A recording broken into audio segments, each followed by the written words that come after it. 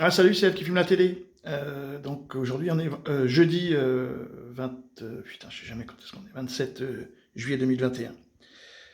Bon, d'habitude j'annonce plutôt des mauvaises nouvelles et tout. Puis bah là j'ai une super bonne nouvelle à vous annoncer. Donc c'est une petite spéciale dédicace à Morck, hein. Nous en avions parlé ensemble. Donc bah écoutez, tout va bien. Bonjour Pierre.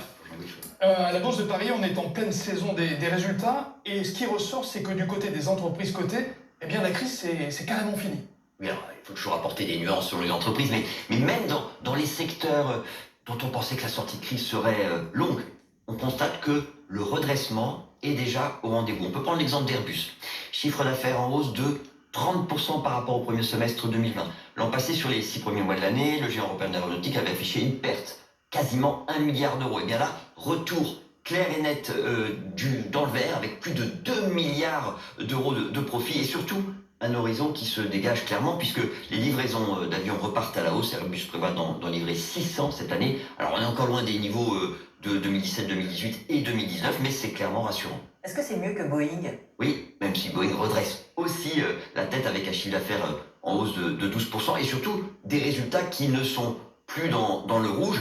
D'ailleurs, le groupe a annoncé qu'il mettait sur pause son programme de réduction de ses effectifs. Alors ça va mieux pour les géants de l'aéronautique, Pierre. Du côté de l'hôtellerie, comment ça se passe? Écoutez, même dans ce secteur, les géants mondiaux commencent à voir le bout du tunnel. Vous savez qu'on a un fleuron national, c'est Accor, et qui a annoncé ses résultats ce matin. Son chiffre d'affaires continue à baisser, c'est vrai, mais Accor commence à sortir du rouge. Le groupe avait perdu 1,5 milliard d'euros au premier semestre 2020, c'est colossal. Là, il affiche un bénéfice de 67 millions d'euros. Bon, c'est absolument juste symbolique. D'ailleurs, ça ne signifie pas que son activité est redevenue rentable. Mais malgré tout, on peut dire que même pour un secteur aussi sinistré que le tourisme, l'horizon se dégage. Alors là, on a parlé des entreprises qui se portaient mal, mais du côté des fleurons qui ont moins été touchés par la crise, on peut dire que c'est reparti très fort quand même. Ah oui, juste prendre l'exemple de LVMH.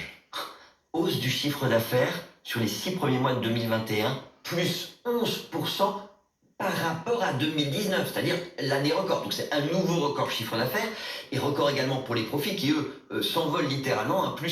Alors c'est plus 44% par rapport à 2020, par rapport à 2000... et plus 360% par rapport à 2019. Une petite erreur sur l'infographie, mais voilà, c'est vraiment spectaculaire. Avec un effet peut-être sur les valeurs d'un mot en bourse? Oui, alors pas seulement pour LVMH, quand on regarde le CAC 40, c'est simple, hein, il a pris sur un an plus de 34%. On n'est plus très loin du record historique donc du CAC 40 et de la valeur des 40 entreprises cotées les plus puissantes. Ah, ils sont Merci drôles. beaucoup, Pierre Kefferman, pour l'écho. Ah putain, ça fait du bien d'avoir des bonnes nouvelles, ça fait du bien de savoir que les riches sont encore plus riches et que les pauvres sont beaucoup plus pauvres.